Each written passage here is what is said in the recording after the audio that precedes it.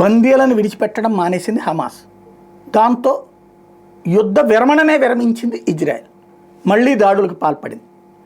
భారీ ఎత్తున హమాస్కి సంబంధించినటువంటి వాళ్ళు ఈ మధ్యనే హమాస్ వాళ్ళని భారీ ఎత్తున అంటే ఒక మనిషికి 100 మందిని విడిపించుకుంది. 100 మంది హమాస్ వాళ్ళని ఒక్కొక్క బందీకి బదులుగా తీసుకుంది హమాస్. దాంతో మళ్ళీ హమాస్ వాళ్ళు ఒక చోట చేరుతున్నారు. వీళ్ళందరినీ ఇంతకాలం కూర్చోబెట్టి ఇజ్రాయెల్ జైళ్లలో మేపినందుకు గాను వీళ్ళు మళ్ళీ అదే ఇజ్రాయెల్కి వ్యతిరేకంగా తయారై కొత్త సిస్టమ్, ఎందుకంటే మొన్నటిదాకా వందలాది మందిని చంపేసింది, 100 కాదు వేలాది మందిని చంపేసింది ఇజ్రాయెల్ సైన్యం. ఇప్పుడు మళ్ళీ కొత్తగా పుట్టుకొస్తున్న వాళ్ళు ఎవరంటే ఈ జైళ్ళ నుంచి వచ్చినటువంటి వాళ్ళు. కాబట్టి వాళ్ళని మళ్ళీ పట్టుకోవడం, మళ్ళీ తీసుకెళ్ళడం జైళ్ళలో, మళ్ళీ వీళ్ళు ఎవరిని కిడ్నాప్ చేయడం, ఈ గొడవ అంతా ఎందుకని బాంబులేసి లేపేస్తుంది. నిన్నట్టుండి ప్రారంభమైనటువంటి ఈ దాడిలో ఇప్పటికీ కనీసం ఒక 1000 మంది వరకు మరణించి ఉంటారన్నటువంటి అంచనా వేస్తున్నారు.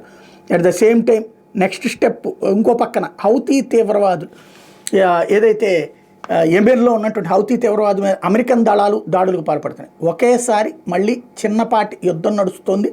ఇరాన్ ప్రోద్బలంతో నడిచేటటువంటి యెమెన్, సిరియా, పాలస్తీనా, లెబనాన్ ఈ ప్రాంతాలలో ఎస్పెషల్లీ రెండింట్లలో యెమెన్లో హౌతీల మీద, పాలస్తీనాలో హమాస్ మీద దాడులు ఇటు ఇజ్రాయెల్ అటు అమెరికా వరుసపెట్టి చేసుకొస్తుంది.